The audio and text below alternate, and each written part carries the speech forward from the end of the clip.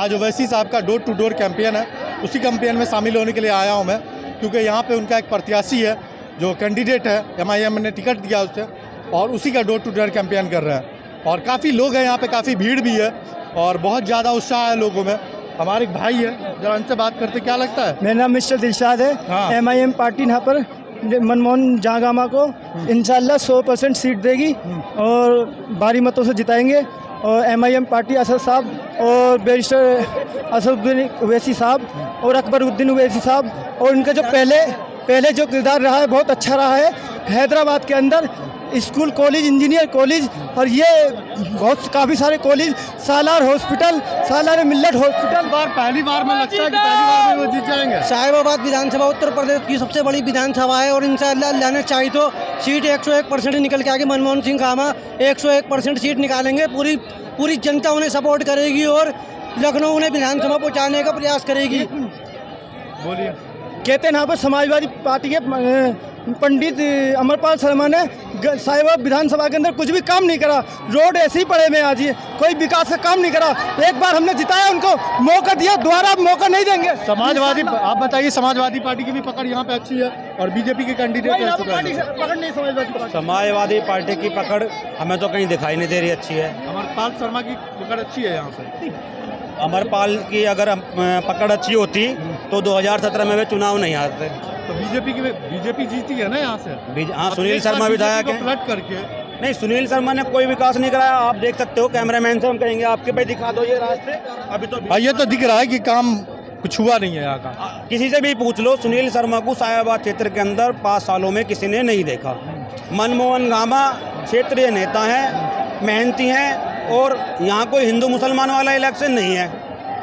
पंडित जी को टिकट दिया है पार्टी ने और साहिबाबाद से जीत रहे हैं, क्लियर जीत रहे हैं। ये मुसलमानों की पार्टी कही जाती है MIM, लेकिन यहाँ से पंडित को टिकट दिया है, इसका कुछ असर पड़ेगा? जी बिल्कुल, मैं आपको बता दूं कि जो है जो लोग कहते हैं कि मुसलमानों की पार्टी है, बिल्कुल गलत कहते हैं। अभी तक हमने 10% जो है हिंदू भाइयों को टिकट दिया है, 10% आप देख लीजिए। और दूसरी बात बताऊंगा कि ये जो है नफ़रत के ख़िलाफ़ जो है ये हिंदू मुस्लिम एकता की जंग है। मैं आपको बता दूं, हम लोग ये हिंदू मुस्लिम एकता की लड़ाई लड़ रहे हैं, क्योंकि ओवैसी साहब ने भरोसा किया मनमोहन झा गामा जी के ऊपर में, तो ये जो है हमारे पूरे के पूरे जो हमारे हिंदू भाई हैं उनके ऊपर भरोसा करके ये इलेक्शन लड़ा जा रहा है। और इंशाल्लाह हम लोग सब मिल करके मनमोहन झा गामा जी का साथ देंगे और इंशाल्लाह उनको जिता करके लाएंगे। क्या लगता है, हिंदू क्यों वोट दे ओवैसी जी को या गामा जी को? काम है उनका, इस वजह से देंगे। काम है ओवैसी साहब का, इसलिए देंगे। गामा जी ने क्या काम कर दिया? प्रत्याशी तो रहे हैं, लेकिन उन्होंने कोई इलेक्शन नहीं लड़ा था इससे पहले। कोई दिक्कत नहीं, ओवैसी साहब तो साथ हैं, ओवैसी साहब साथ है तो सब साथ हैं। ओवैसी साहब जिंदाबाद हैं। तो आप कुछ लोगों की वजह से जीत जाएंगे? बिल्कुल जीतेंगे इंशाल्लाह। बीजेपी के प्रत्याशी यहाँ से कैंडिडेट जीते हुए थे। हक की हमेशा जीत होती है, बातिल हमेशा मौत ही पाता है। तो वो तो अल्लाह जानता है क्या होगा क्या नहीं होगा। बाकी ओवैसी साहब आगे इंशाल्लाह जरूर। गामा जी कैसे मुकाबला करेंगे सुनील शर्मा जी से? मुकाबला तो ऐसा है जी कि ओवैसी साहब का ही चेहरा इतना बड़ा है कि इंसान हर चीज़ को सोचने के लिए, समझने के लिए, हर माहौल को देखा उसने, बुरा अच्छा वक्त सब देखा उसने। ओवैसी साहब का ऐसा चेहरा है शहीद नगर या प्रदेश के लिए कि उसके ऊपर वोट मिलेगा उनको।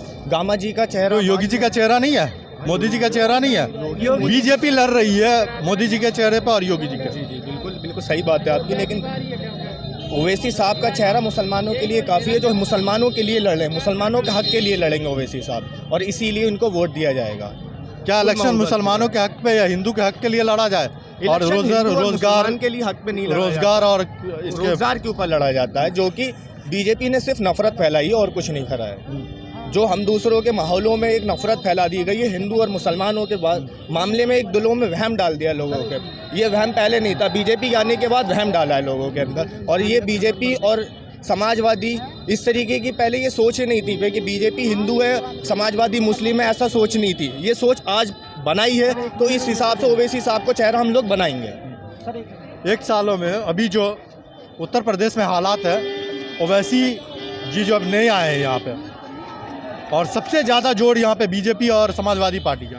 हमें तो ओवैसी साहब की ज़रूरत भी नहीं थी, तो समाजवादी या बीजेपी अगर हमारे हित की बात कर लेती तो हमें ज़रूरत नहीं थी। अल्हम्दुलिल्लाह, तो अल्लाह की तरफ से हमें एक फरिश्ता भेजा गया है। हम तो लुटे हुए लोग हैं, हमें तो सबने लूटा, समझे साहब। अब इनसे उम्मीद है इंशाल्लाह जो हमारा लुटे हुए थोड़े बहुत कुछ बचा है वो ये बचा लें हमारा, नहीं तो हम तो 70 साल से इन्हीं पे भरोसा करते आ रहे, इन्हीं पे भरोसा किया, आंख बंद करके इनको वोट दी हमेशा। लेकिन अब इन्होंने हमारा विश्वास ही नहीं, हमें कहीं पे भी हमें आंख बंद करके इन पे भरोसा हम नहीं कर सकते। क्यों नहीं कर सकते, क्या कर दिया उन्होंने? हाँ, क्या कर दिया?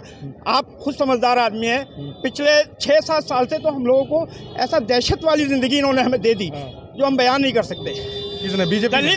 दलित मजदूर तबका बिल्कुल सड़कों पे आ गया है, खाने को रोटी नहीं है, अब इज्जत भी नहीं बच रही हमारी।